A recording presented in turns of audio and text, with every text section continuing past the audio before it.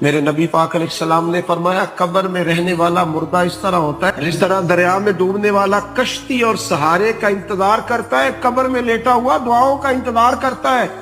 وہ وہاں لیٹا انتظار کرتا ہے کہ میرا بھائی میرے لیے دعا کرے، وہ انتظار کرتا ہے کہ میرا بیٹا میرے لیے دعا کرے، وہ انتظار کرتا ہے کہ میری بیٹی میرے لیے دعا کرے۔